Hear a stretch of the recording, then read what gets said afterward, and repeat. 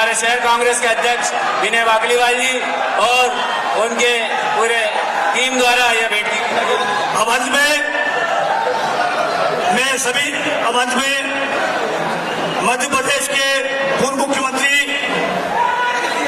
हमारे मार्गदर्शक आदरणीय कमलनाथ जी से निवेदन करूंगा कि वो आए और हम सबको उद्बोधित करें।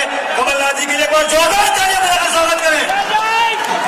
सभी साथी जोरदार तालियां बजाकर स्वागत करें आदरणीय कमलनाथ जी। ये कौन सा ठीक है? ये ठीक है, ये ठीक है।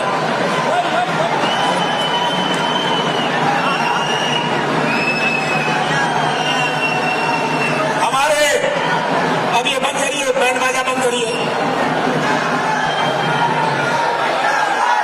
हमारे अखिल भारतीय कांग्रेस कमेटी के सचिव, ये बंद करिए, इसे बंद कराइए। अरे पूजा जोगसे जी बंद करिए। अजय जोगसे जी ढोलक बंद करिए। अजय जोगसे जी ढोलक बंद कराइए। अजय जोगसे जी हाथ जोड़ के विनती, प्लीज आप ढोलक बंद करने से आपका भाषण हो रहा है। हमारे अखिल भारतीय कांग्रेस कमेटी के सचिव कुलदीप इंदौरा जी, मेरे साथ रहे हुए केंद्रीय मंत्रिमंडल में मेरे साथी कांतिलाल भूरिया जी, हमारे वरिष्ठ कांग्रेस नेतागण जो यहाँ है, मैं देख रहा हूँ, पंडित जी, हमारे कृपा शंकर शुक्ला जी, हमारे प्रदेश कांग्रेस के प्रभारी चंद्रप्रकाश शेखर जी, रमेश यादव जी, हमारे अध्यक्ष विनय वाकलीवाल जी, सदाशिव यादव जी। अब मैं किन किन का नाम लूं, इतनी बड़ी लिस्ट दे दी है मुझे, जिनका नाम छूट जाए वो नाराज।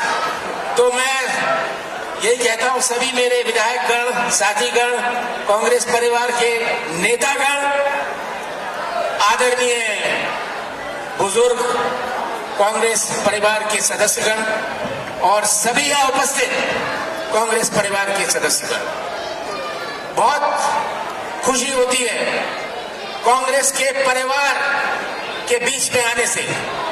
मुझे बल और शक्ति मिलती है, मेरा हौसला बढ़ता है, क्योंकि आप सब ने कांग्रेस की नींव बना के रखी है। आप यहां क्यों आए? यहां कोई ठेका नहीं मिलना, यहां कोई कमीशन नहीं मिलनी। आप इसलिए यहाँ आए हैं, घर छोड़ के, काम छोड़ के, परिवार छोड़ के, क्योंकि आपको कांग्रेस के सिद्धांतों और कांग्रेस की संस्कृति में विश्वास है। और यही निष्ठा आपको खींच के लाई है, और यही निष्ठा कांग्रेस की मजबूती है। मुझे कभी कहा जाता है कि ये कांग्रेस का साथ नहीं दे रहा, वो साथ नहीं दे रहा। याद रखिएगा एक बात, सभी यहाँ कांग्रेस परिवार के सदस्यगण, जब कोई ऐसी बात होती है, सबसे पहले आप बेईमानी कांग्रेस से नहीं करते, पर अपनी निष्ठा से करते हैं। जो निष्ठा है आपकी, उसका अपमान करते हैं। ये हमें हमेशा याद रखना है। कांग्रेस की संस्कृति से आप जुड़े हैं, कांग्रेस के सिद्धांतों से, कांग्रेस के इतिहास से आप जुड़े हैं। कांग्रेस की संस्कृति जो जोड़ने की संस्कृति है, हम दिल जोड़ते हैं, संबंध जोड़ते हैं, रिश्ता जोड़ते हैं, हर समाज, हर धर्म को जोड़ के रखते हैं, और यही भारत की संस्कृति है। आज ऐसा कोई देश नहीं है, ऐसा कोई देश नहीं है विश्व में जहां इतने धर्म, ऐसा है कोई देश? ऐसा कोई देश नहीं है जहां इतनी जातियां, पूरे विश्व में ऐसा कोई देश नहीं है जहां इतनी भाषाएं। यही भारत की पहचान है, भारत की संस्कृति यही पहचान है। इतनी विभिन्नता, इतनी अनेकता, और भारत एक झंडे के नीचे खड़ा है। यही भारत की पहचान है। पूरे विश्व में लोगों को ताज्जुब होता है कि कैसा भारत है यहाँ। हम उत्तर से दक्षिण जाए तो हमारी धोती और पजामा भी लुंगी बन जाती है। हमारे बहनों का साड़ी पहनने का तरीका भी बदल जाता है। यह है अनेकता, और यही अनेकता को एकता बनाता है हमारी संस्कृति। हमें कभी नहीं भूलना, यही कांग्रेस की संस्कृति से आप जुड़े हैं। समय को कोई रोक नहीं सकता, समय परिवर्तन लाता है। हमारे इतने वरिष्ठ जो बुजुर्ग हैं यहाँ, जिन्होंने कांग्रेस की नींव बना के रखी, वो समय और था। मुझे याद है कि चुनाव में लगभग 42 साल पहले जब मैं अपना पहला चुनाव लड़ा था, भारतीय जनता पार्टी को प्रदेश में ऐसे इतने कम से कम 200 क्षेत्र थे जहां उनको बूथ में बैठने वाला भी कोई नहीं मिलता था। बूथ में बैठने वाला शहरों से बैठते थे। अगर धार, खरगोन, खंडवा में बूथ में बैठने वाला नहीं मिलता था, इंदौर से उन्हें भेजने पड़ते थे बूथ में बैठाने वाले। उनके पास कोई संगठन नहीं था। और जब से ये पंचायत चुनाव शुरू हुआ, मैं बहुत सारी ऐसी बातें करना चाहता हूं जो रूटीन में नहीं होती। और जब से पंचायत चुनाव शुरू हुआ, नगर पालिका, नगर निगम के चुनाव शुरू हुए, उनका संगठन बनना शुरू हुआ। क्योंकि जो जीता वो तो कांग्रेस का, जो 4-5 हार गए वो बीजेपी के, और उनको तो घर बैठे बिठाए संगठन मिल गया। यह परिस्थिति थी भारतीय जनता पार्टी को, उस समय मैंने देखा हुआ है। और आज हमारा मुकाबला भारतीय जनता पार्टी से नहीं है, हमारा मुकाबला भाजपा के संगठन से है। तो जो मैं बात कह रहा था कि समय को कोई रोक नहीं सकता, समय से परिवर्तन हो रहा है। पहले एक गांव में, एक वार्ड में आप कह सकते थे ये गांव कांग्रेस का है। आज तो एक मकान में आप नहीं कह सकते कहां वोट जाएगी। बाप बेटा, भाई भतीजा अलग अलग वोट देगा। यह परिवर्तन हुआ है। क्या ये परिवर्तन हम पहचानते हैं? क्या ये परिवर्तन हम अपनाने को तैयार हैं? हमें समय का परिवर्तन को पहचानना पड़ेगा। और आज हमें पहचानना पड़ेगा आम जनता क्या चाहती है। जो ये न्यूज देखते हैं, समाचार देखते हैं, इनकी वोट से आप चुनाव नहीं जीतते। जो सीरियल देखते हैं, उनके वोट से आप चुनाव देखते हैं। क्योंकि लोगों को 2-3% को राजनीति से मतलब है। आपको कहां तक कैसी बात पहुंचानी है, कांग्रेस को कैसी बात आप कांग्रेस की करेंगे। पहले दूसरी बात हुआ करती थी। आज की नई पीढ़ी, आज के नौजवान, इतने सारे नौजवान हैं, इनकी दुनिया कुछ और थी। इनकी दुनिया कुछ और थी। 95% ये सोशल मीडिया से जुड़े हैं। आप जो ज्ञान इन्हें देते थे, अब ये ज्ञान आपको देंगे। ये परिवर्तन हुआ है और यही परिवर्तन हमें पहचानना है। जब ये परिवर्तन हुआ है, हम कांग्रेस की बात कैसे पहुंचाएंगे? कांग्रेस की बात हमें पहुंचानी है, एक एक परिवार तक पहुंचानी है। ये सोच लिया कि एक नेता 10 गांव का दौरा कर लेगा और कांग्रेस जीत जाएगी। अब कोई किसी के सुनने वाला नहीं है, ये बात याद रखें। और यही अगर हम पहचान लें, ये परिवर्तन को पहचान लें, कांग्रेस को कोई नीचा नहीं दिखा सकता। पर क्या हम पहचानना स्वीकार करते हैं? हमारे बहुत सारे नेता पूरे प्रदेश में, जिन्होंने कांग्रेस की नींव बना के रखी 30-40 साल से, समय हो गया, उनका स्वास्थ्य कमजोर हो गया, पारिवारिक स्थितियां बदल गई, उनमें जो क्षमता थी अब नहीं है। हम उनको ना दें जिम्मेदारी, उनका सम्मान करें, उनसे मार्गदर्शन लें। पर जब तक हम उनको कहेंगे तेरी जिम्मेदारी है, वो बेचारा नहीं कर पाएगा। हमें ये सब बातें पहचाननी है। और आज मुझे आके यहाँ इस बात की खुशी है, बहुत सारे ऐसे चेहरे हैं जो मैं सालों से जानता हूं, अपने जवानी से जानता हूं। बहुत सारे ऐसे चेहरे हैं जिनके करीब मैं नहीं पहुंच पाया, बहुत सारे ऐसे चेहरे हैं जिनके करीब मैं नहीं पहुंच पाया, क्योंकि जब पहली मई 2018 में मैंने कांग्रेस के अध्यक्ष का पद संभाला था, 4 महीने बचे थे, 4.5 महीने बचे थे विधानसभा के चुनाव में।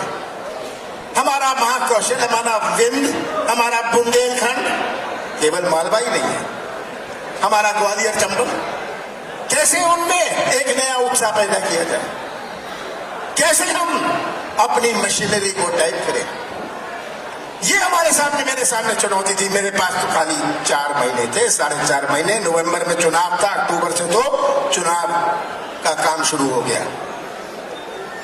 तो जब मैं कहता हूं कि बहुत सारे आप में से मेरे करीब रहे हैं, बहुत सारे ऐसे हैं जो करीब नहीं पहुंच पाए, पर मैं जानता हूं छगन 80 से बच मुझे जानता हूं, याद है हम साथ मिलकर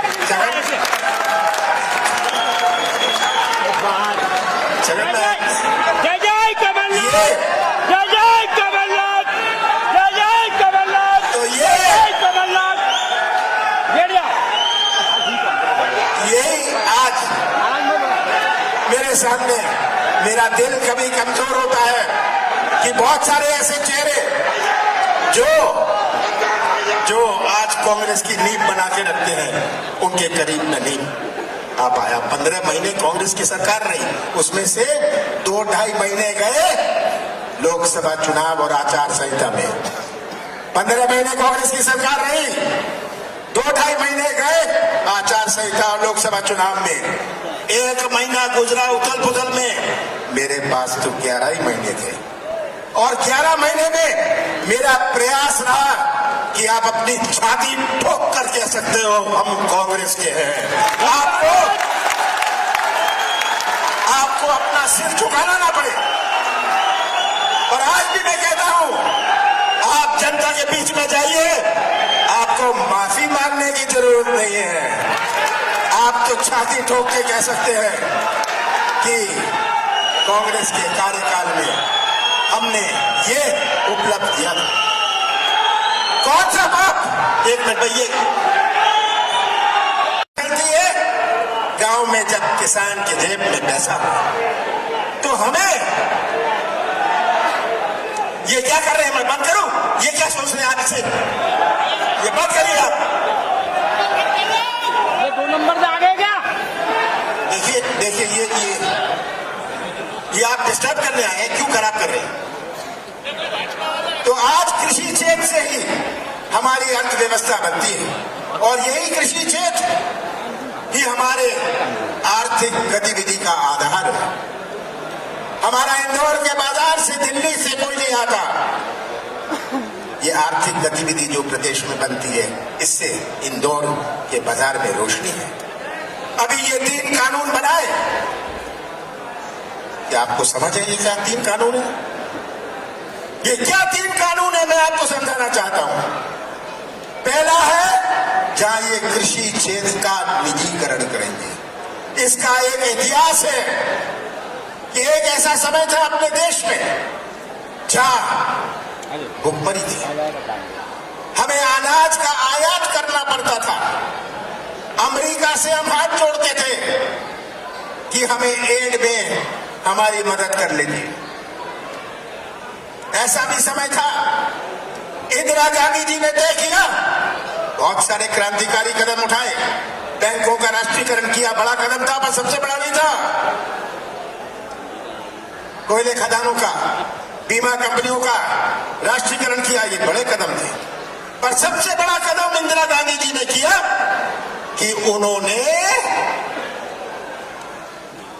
गल्ले के व्यापार का राष्ट्रीयकरण किया और फूड कॉर्पोरेशन ऑफ इंडिया बनी।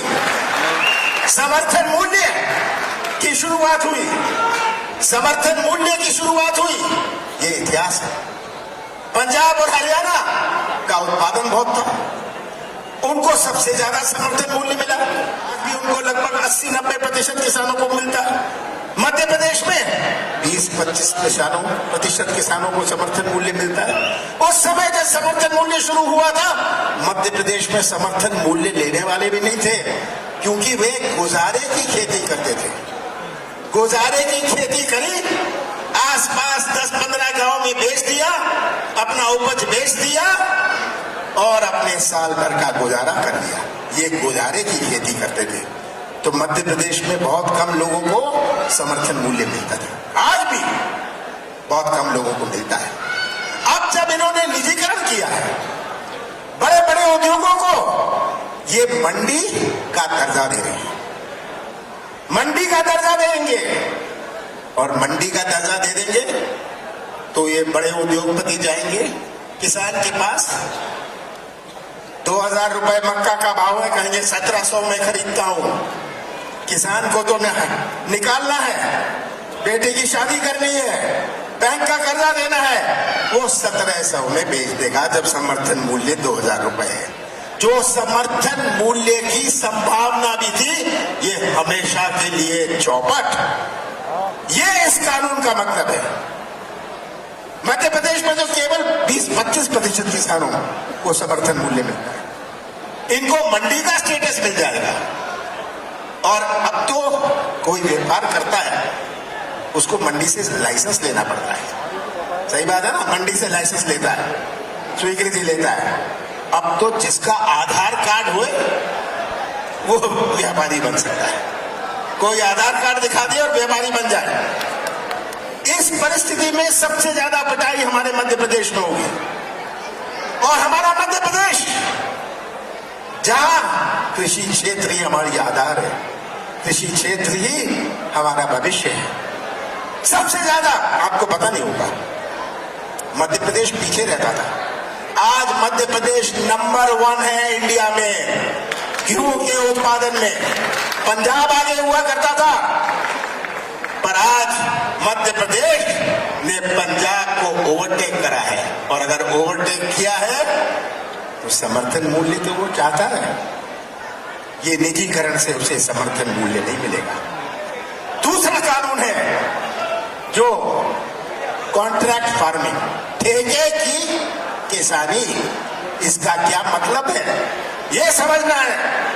इसका मतलब है कि किसान को तो बीज और खाद की जरूरत है। आज 50% किसानों को सोसाइटियों से बीज और खाद मिल जाता है, बाकी व्यापारी से लेता है। अब क्या करेगा किसान? सोसाइटी में तो आएगा नहीं, सोसाइटी में नहीं आएगा तो उद्योगपति जाएगा किसान को, बोनी का समय है कि तेरे पास बीज है, तेरे पास खाद है, किसान कहेगा नहीं है। वो तो पूरा उसका एक सीजन, एक मौसम निकल जाएगा, कहेगा नहीं आप मुझे दे दो। तो उद्योगपति उसे बीज देगा, खाद देगा और किसान उसका बंधुआ बनेगा। ये दूसरा कानून है, आपको समझने की जरूरत है, इसलिए हम विरोध कर रहे हैं। तीसरा कानून है जो एसेंशियल कमोडिटीज है। आज आप स्टॉक अपने गोदाम में इतने से ज्यादा नहीं रख सकते। अब बड़ा उद्योगपति में तो क्षमता है, खरीद लो सब सोयाबीन आके, सोयाबीन खरीद लो, जब बाजार में कमी पड़े, भाव बढ़ जाए, उसे निकाल दो। बुनियादी प्रश्न मैं एक पूछना चाहता हूं, मैं मोदी जी से एक बुनियादी प्रश्न पूछना चाहता हूं। बड़ा उद्योगपति आएगा क्यों? समाज सेवा के लिए तो आएगा नहीं। किस लिए आएगा? वो आएगा नफे के लिए। नफा कहां से आएगा? नफा किसान की जेब से आएगा। ये प्रश्न है, हर चीज छोड़िए, नफा के लिए आएगा उद्योगपति और नफा किसान की जेब से जाएगा। इसलिए हम विरोध करते हैं। ये आपको बात बड़े सरल तरीके से मैं समझाना चाहता था कि ये कानून से हमारा मध्य प्रदेश कितना प्रभावित है। जब मैंने मुख्यमंत्री पद संभाला, मैंने सबसे ज्यादा प्राथमिकता दो चीजों को, हमारा कृषि क्षेत्र और हमारा नौजवान। और कृषि क्षेत्र में सही मूल्य मिले। क्या भाव थे? क्या भाव थे जब कांग्रेस की सरकार थी, आज क्या भाव है? हर चीज का भाव देख लीजिए। मैं कलेक्टरों से बात करता था कि ये कितनी आपने खरीदी करी, कितनी खरीदी करी, व्यापारियों ने क्या किया? क्योंकि यही हमारा शक्ति थी। नौजवानों को यही हमारा निर्माण करेंगे, ये बच्चे जो बैठे हैं यहाँ, यही नौजवान मध्य प्रदेश का निर्माण करेंगे, हमारे देश का निर्माण करेंगे। आज ये भटकता हुआ नौजवान, ये भटकता हुआ नौजवान, इसका कौन सा भविष्य है, कैसा भविष्य है? हमारे नौजवान का भविष्य सुरक्षित रहे, इसी से मध्य प्रदेश के भविष्य का निर्माण होगा। व्यवसाय के मौके बनेंगे, रोजगार के मौके बनेंगे। एक उद्योग बनता है तो कोई ट्रक चला लेता है, कोई मरम्मत का काम कर लेता है, कोई छोटा मोटा होटल खोल लेता है। संबंधित रोजगार के मौके पैदा होते हैं। रोजगार तो मिलता है जो कारखाने में काम करेंगे, उद्योग में काम करेंगे, पर उद्योग आए ना। किसी को मध्य प्रदेश में विश्वास नहीं। मध्य प्रदेश की पहचान ही माफिया से है। क्या मध्य प्रदेश की पहचान माफिया से होगी? मैंने माफिया के खिलाफ युद्ध शुरू किया, माफिया के खिलाफ युद्ध शुरू किया कि ये हम बर्दाश्त नहीं करेंगे, ये मध्य प्रदेश की पहचान नहीं होनी चाहिए। बहुत मेरे ऊपर दबाव पड़ा, मत करिए मत करिए। मैंने कहा कमलनाथ को कोई दबा नहीं सकता, पटा नहीं सकता, और ये मैं करूंगा। हमारे नौजवानों का भविष्य सुरक्षित है। हमने इंदौर में भी प्रोग्राम किया कि मध्य प्रदेश की क्या पहचान त्रिपुरा से होगी, मणिपुर से होगी? मध्य प्रदेश की पहचान कर्नाटक से क्यों ना हो, महाराष्ट्र से क्यों ना हो? पर मध्य प्रदेश से किसी से कहो, वो कहेंगे जी मध्य प्रदेश किधर, कहां, कैसे? आज मध्य प्रदेश 5 प्रदेशों से घिरा हुआ है। ये समझने की बात है।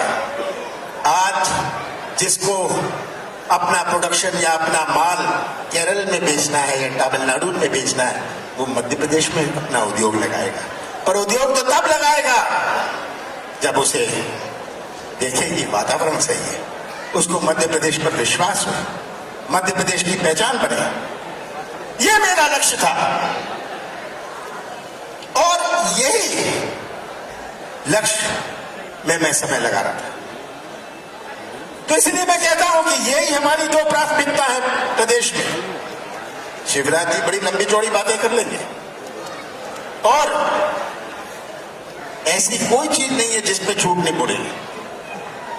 उनका तो बिना झूठ बोले हुए खाना नहीं हजम होगा, याद रखिएगा।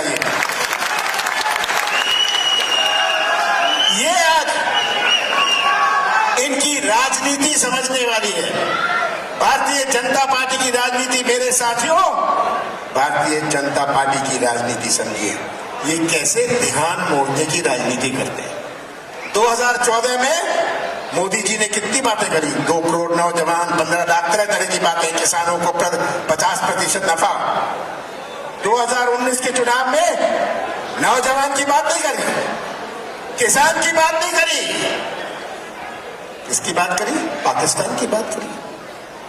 पाकिस्तान, राष्ट्रवाद। ये क्या कांग्रेस को राष्ट्रवाद समझाएंगे? भारतीय जनता पार्टी के पास एक स्वतंत्र संग्राम सेनानी का नाम लेने को नहीं है, और ये कांग्रेस को राष्ट्रवाद समझाएंगे। तो ये कैसे ध्यान मोड़ने की राजनीति? डीजल पेट्रोल का भाव बढ़ाना है तो शुरू कर लो राम मंदिर की चंदा की यात्रा, उसका प्रोग्राम शुरू कर दो, जनता का ध्यान मुड़ जाएगा। ये भारतीय जनता पार्टी की कलाकारी आपको समझनी है, कैसे ध्यान मोड़ेंगे। जब मैंने प्रदेश संभाला, किसानों की आत्महत्या में मध्य प्रदेश नंबर 1, और शिवराज जी कहते मैं तो किसान का बेटा हूं। महिलाओं पर अत्याचार पर मध्य प्रदेश नंबर 1, शिवराज कहते मैं तो मामा हूं। ये इनकी कलाकारी समझिए। और नौजवानों को कहते हैं मैं इन्वेस्ट इंडिया, इतने लाख करोड़ रुपए का निवेश का एग्रीमेंट साइन कर रहा हूं यही इंदौर में। कौन सा निवेश आया? कौन सा निवेश आया? वित्तीय उद्योग लगते नहीं है। आप अपने मालवा की बात मत करिए, पूरे प्रदेश की बात करिए। वित्तीय उद्योग लगते नहीं है, उससे ज्यादा बंद हो जाते हैं। हमारा मालनपुर पूरा बंद है। हमारा सिगरौली रीवा में कितने उद्योग लग सकते हैं? कोई लगाने को तैयार नहीं, किसी को विश्वास नहीं। यही मेरी प्राथमिकता थी और इनकी राजनीति आपको समझनी है। आगे भी हमारा मुकाबला, जैसे मैंने कहा, भारतीय जनता पार्टी के संगठन से है, हमारा मुकाबला उनके धनबल से है, हमारा मुकाबला उनके प्रशासनिक दबाव से है। आप सबको आक्रामक रहना पड़ेगा, डरिएगा मत। पुलिस वालों को समझा दीजिएगा कि अपनी वर्दी की इज्जत करें, वर्दी की इज्जत करें, बीजेपी की इज्जत ना करें, अपनी वर्दी की इज्जत करें। समझाइएगा पुलिस वालों को, समझाइएगा अधिकारियों को। भाई भविष्य बहुत लंबा होता है और आप सबसे हिसाब लिया जाएगा। कांग्रेस पार्टी संघर्ष की पार्टी है। कांग्रेस के इतिहास में हम केवल सत्ता में नहीं रहे, कांग्रेस के इतिहास में सोने के अक्षरों में लिखा हुआ है संघर्ष और कुर्बानी। यही कांग्रेस का इतिहास है और मुझे पूरा विश्वास है आप सब जो यहां बैठे हैं, अगर आप सब ने अपनी कमर ठान ली तो फिर से कांग्रेस का झंडा मध्य प्रदेश की विधानसभा में लहराएगा। आप सबका बहुत बहुत धन्यवाद।